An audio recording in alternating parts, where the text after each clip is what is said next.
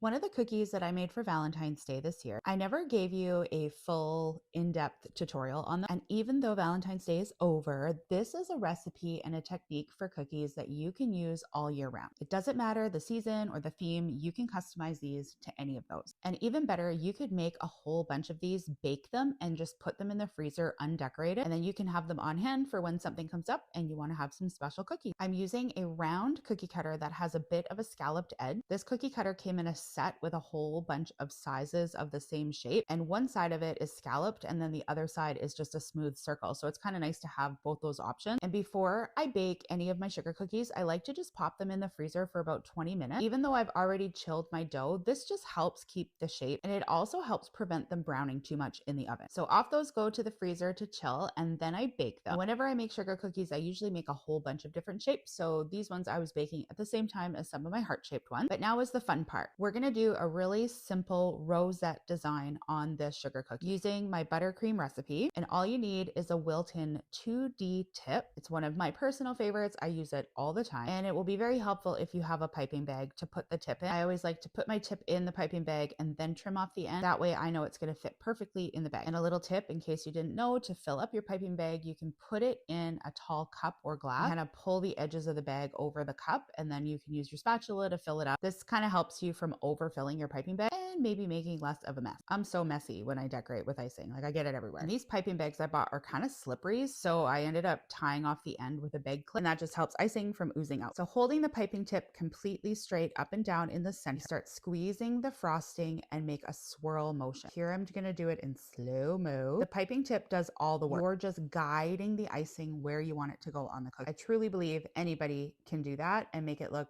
just as good as these. And the nice thing is you can practice a couple times just on a spatula with your bowl of frosting, and then you're not wasting any either. Once I have them all covered in icing, I'm now going to add some fun sprinkles. So this is where you can really match it to any season. You can use any color frosting. You can use any color sprinkle. These would be perfect for Mother's Day, St. Patrick's Day, Halloween, birthday, graduations, anniversary. Just pick the sprinkle color and frosting color to match your theme. These ones were for Valentine's Day, so I did red, white, and pink sprinkles with the pink frosting, and they were perfect. And then, you know, any opportunity I get to cover stuff in edible glitter, I do. And it was the perfect touch to this cookie. I used a silver sparkle for just a hint of glitz. Now, I know everybody's going to ask, the buttercream does crust up a little bit. So yes, you can gently stack them, maybe put them on an angle and side by side, but you're not going to want to pile a whole bunch on a plate or put anything heavy on top because it will dent the frosting. All right, cookies, it's time for your close-up. The perfect amount of buttercream to cookie ratio. If you love a cookie with buttercream frosting, you are going to love these. I'd love to know if any of you have made these before or a variation of these. Questions or comments, drop them below. And if not, I'll see you next time.